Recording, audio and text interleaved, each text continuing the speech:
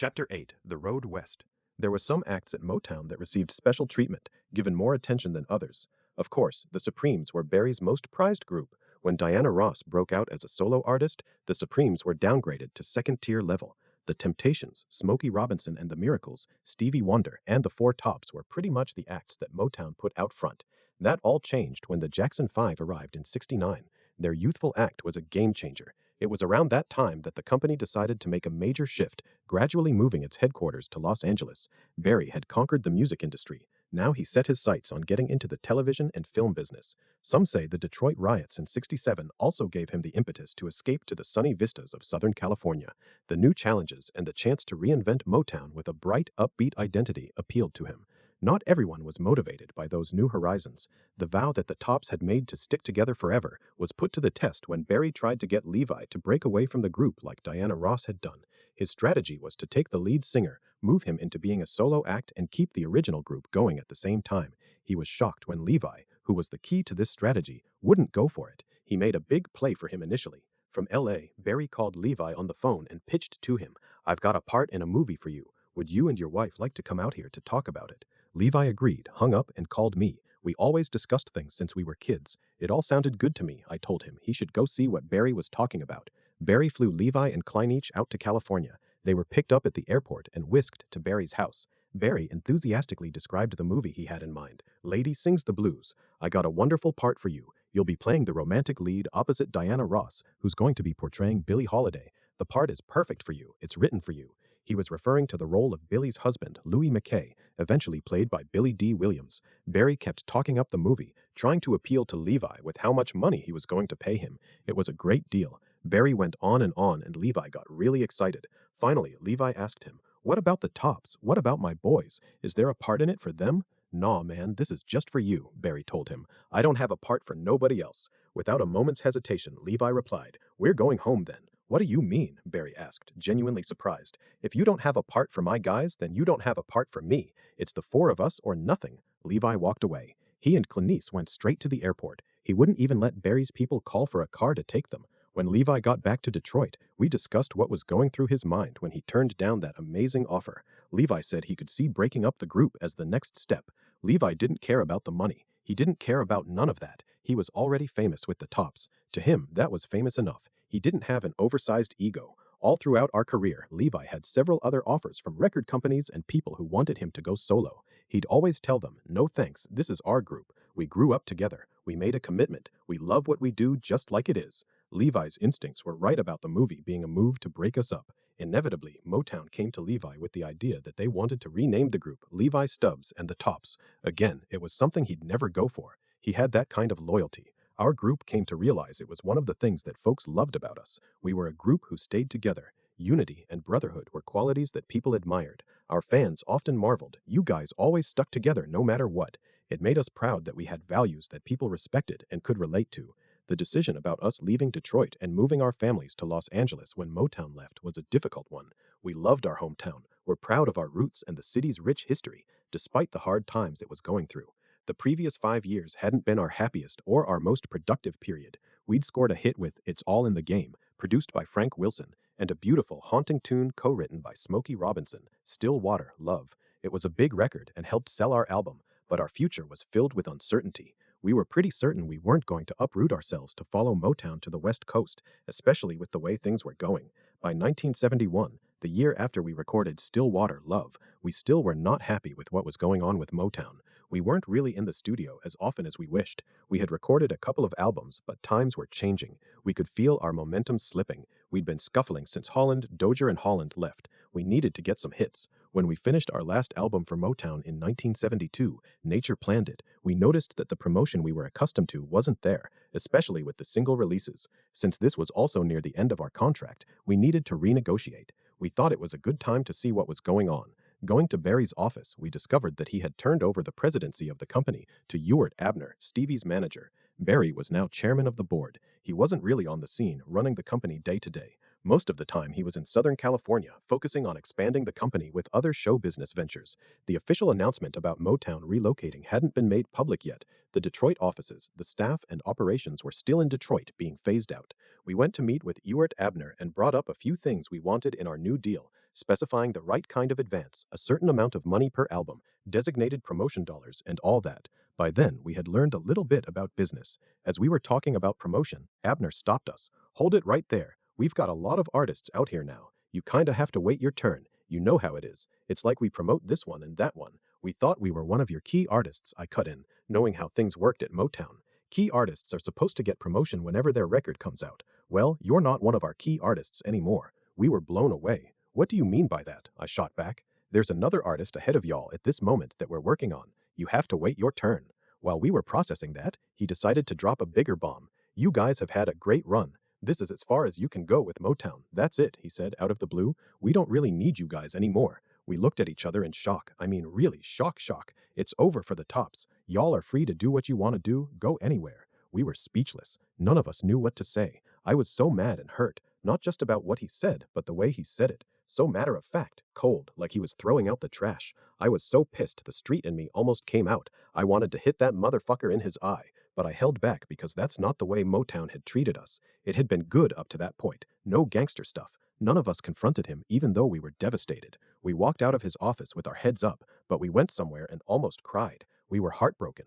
What the fuck are we gonna do? We wailed. Amongst ourselves in private, we always questioned whether we were as good as we thought we were, or if being under Motown's umbrella was the thing that helped us succeed and survive. After some quick reflection, thinking back to our previous successes, it didn't take us long to rebound. Well, shit, maybe Motown ain't the only thing going. We know we're good. Fuck 'em. Let's go out and get a deal. That same day, one of Motown's promotion men, Larry Maxwell, heard about what happened and came to us saying, "Man, that's awful. Barry should hear about this." "That's all right, man," I told him. "Nobody's talking to nobody around here anymore. If they let us go, case closed," Levi said. "We're going to find something else. I'm going to California as part of a promotion," Maxwell told us. "While I'm out there, I bet I could get y'all a record deal." "Go ahead, man. See what you can do," I said. "What would it hurt?" 2 days later, Maxwell called. "Duke, y'all gotta hear this shit I found for you. A couple badass songs by writers on ABC Dunhill's label, Dennis Lambert and Brian Potter." Maxwell returned to Detroit with one of the writers and a tape of the songs. He played Ain't No Woman Like the One I've Got and Keeper of the Castle on a little cassette tape recorder. Shit, we looked at each other blown away. These are some bad songs. They were raw, but we were so experienced with recording by then that we could hear what a full production might sound like. We agreed to meet with the president of ABC Dunhill, Jay Lasker, to discuss some kind of deal. This required that we go to the West Coast to meet him face to face. The songs were worth it, so off we went to California. Ironic because Motown had asked us to move out there, and now that's where we were headed. We sat down with Jay Lasker in LA. He started talking about a 4-album deal. Obviously, he was excited about signing the 4 Tops. He was making a real commitment. He told us that it would be nice if we moved out to the West Coast to record, so we had to explain that we'd already been through this with Motown. We weren't going to leave Detroit. Agreeably, Lasker said he'd send for us to record. He would put us up in the Beverly Hilton, which we suggested. He agreed to pay for the hotel and all expenses while we recorded. It sounded good.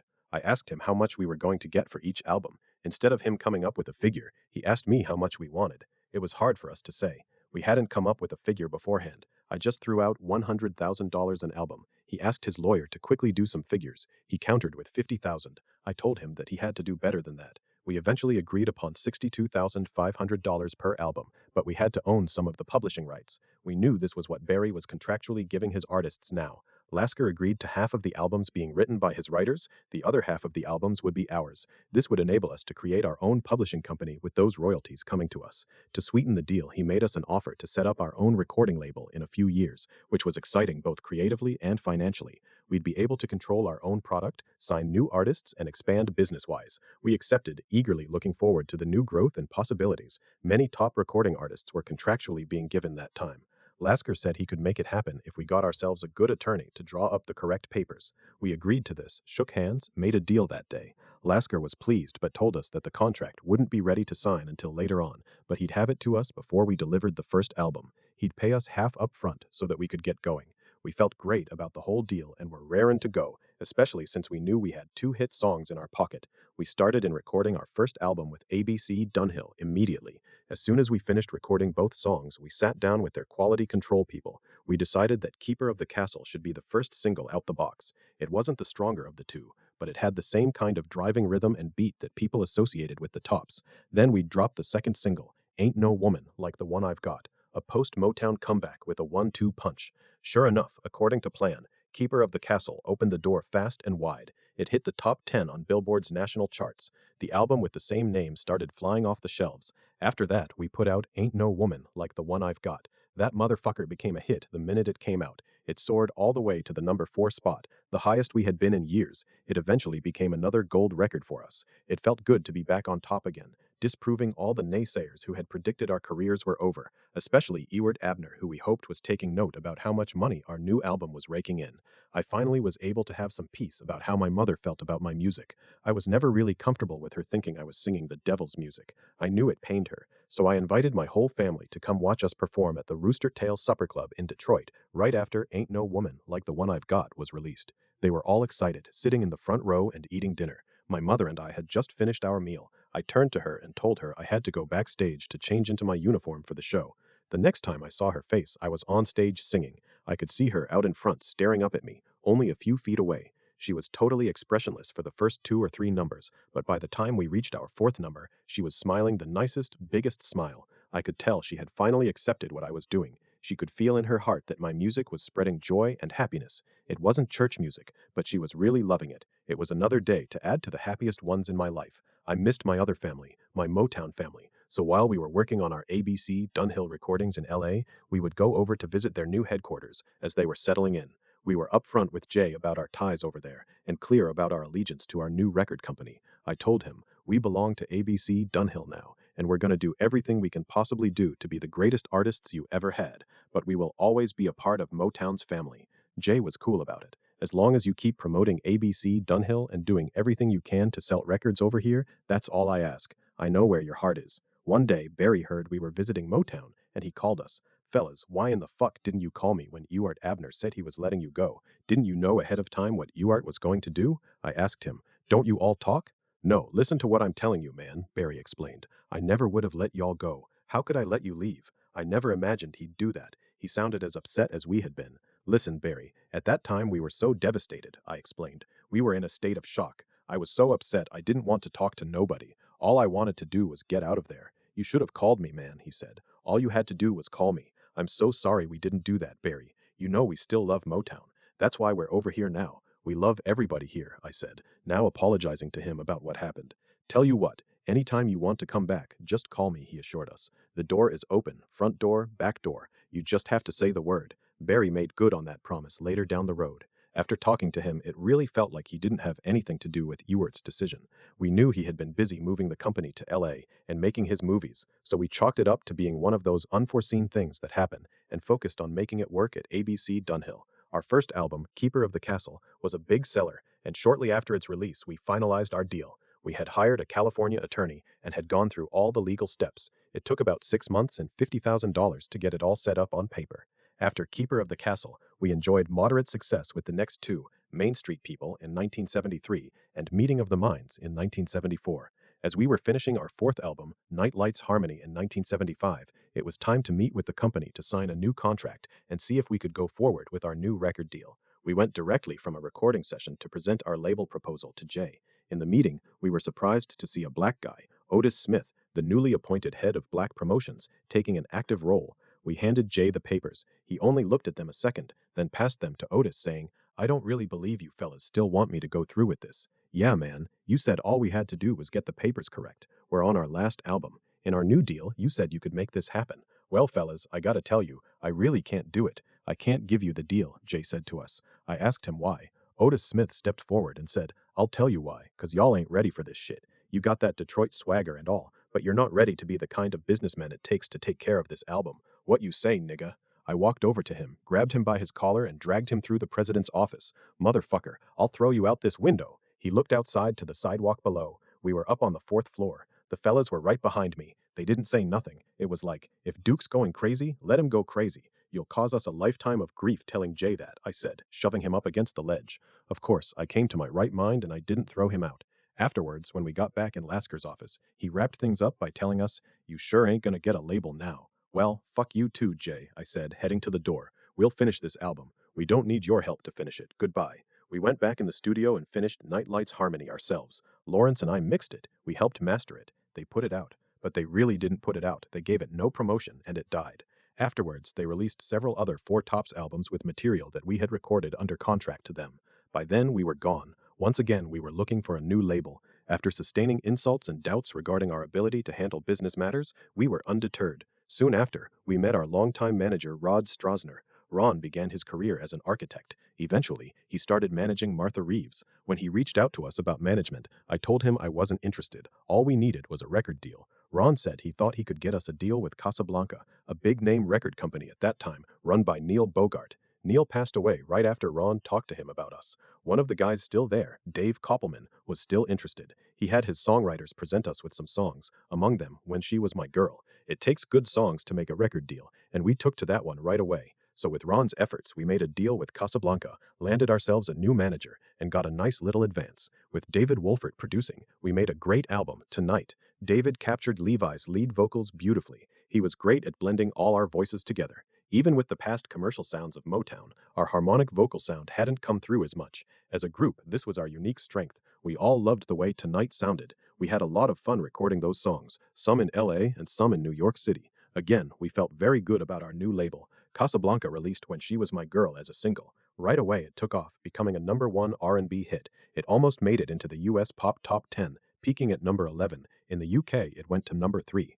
Both the single and the album sold very well. It brought us back into the fold immediately. By then, the ups and downs of the business were to be expected. We entered each new deal and business relationship with a healthy dose of faith and skepticism.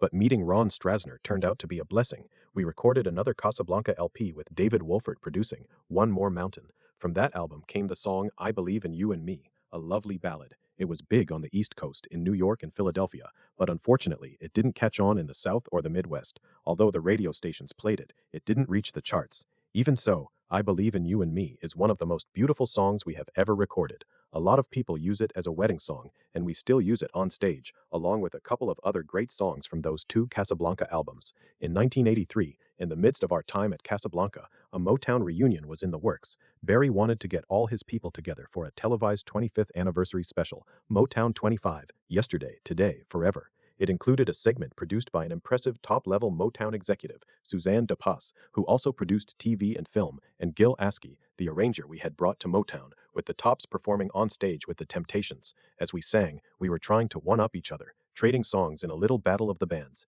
In rehearsals, it felt good. When it was televised, it came off really beautifully, the highlight of the show, until Michael Jackson came on stage. We'd loved it when he performed earlier in the show with the Jackson 5, but when Michael came out by himself, it was mind-blowing. He just turned the whole damn thing out, performing Billie Jean, doing the moonwalk. It stole the whole show, forget everybody else. Diana Ross was good, Smokey was good, but when Michael took the stage, everybody was in amazement. He was going crazy. The look, the dance, the feeling, it was just everything. We were all ecstatic. Over the 5 days we rehearsed Motown 25 at the Santa Monica Civic Center, we only had 2 dressing rooms. The women had one big dressing room and the men had the other one. For that whole week, we hung out with Marvin Gaye, the Jacksons, the Temps, the Miracles, and other artists. We all had so much fun in that dressing room. They should have had a camera in there for extra footage. The shit-talking, the fun, and the jokes were non-stop. At this time, all us Motown acts had gone our separate ways. We hadn't been close for some time. We were all out there busily doing our own thing. The show felt like a big family coming together for a reunion or Thanksgiving. All the guys were playful kind of guys, making bets, pulling pranks, playing poker. We won a little money. Things happened that I just can't talk about. It was crazy fun. Michael mostly kept to himself, but every now and then he'd pop in the dressing room and say, "You guys are crazy." Once, in a quiet moment, he approached Levi and told him that he listened to our songs when he awoke in the mornings and simply loved his voice. But generally, he was so quiet that you hardly even noticed him. Most of us hung around the majority of the day, watching each other rehearse, commenting, going back to the dressing room, messing with each other, and just being together. It was refreshing. When we saw Barry, who didn't really hang around rehearsals, everybody had a chance to say hello and reconnect. Barry approached the Tops personally, saying, "Hey fellas, y'all sounding great and looking great. Y'all ready to come back?" "Yep, we sure are." We were more than ready. "Well, after this, get in touch with me. In fact, I want to record you and the Temps on a song. I'll have someone write something for you. I'd like to do another couple albums, guys." Soon after that, we did go back to Motown one more time. After our first album, Magic, was released in 1985, Barry felt something was missing. He wanted us to start working on another album. We suggested collaborating with Holland Dozier Holland again, asking if we could use them to write and produce. Lamont had split from the HDH partnership, and Barry was still in the midst of a legal battle with them. All of their issues hadn't been resolved, but Barry didn't object, saying it was up to us to get them back together if they agreed. I called Eddie. He'd written some songs for us when we were at ABC Dunhill. I'd always stayed in touch with Lamont. Every time I went to LA, I'd go over his house for a good meal. He could cook as good as any chef. So I went over to talk and eat. They all agreed to get back together to write for the Tops. Once again, they wrote us some beautiful songs. The album was appropriately titled Back Where I Belong. It included a song with Aretha Franklin, What Have We Got to Lose, which Barry just loved. It should have been released as a single. It was just romping and reflected that Levi and Aretha were very close friends. Together, they were a perfect vocal match. The album also had several other great songs, including the title song, Back Where We Belong, and I Just Can't Walk Away, a ballad with a nice feel. But before it came out, Eddie and Barry got into it again, another falling out. Motown eventually did put the album out, but they didn't really put it out. No real promotion or anything. We were so mad and disappointed. We'd finally gotten our dream team together against such difficult odds, and our efforts still hadn't panned out. It showed us again, there is no magic formula. So much of success is out of your hands. Even after all that, we went back to Motown one more time. I went to Barry's house and asked him about the songs that we recorded years ago for our Broadway album.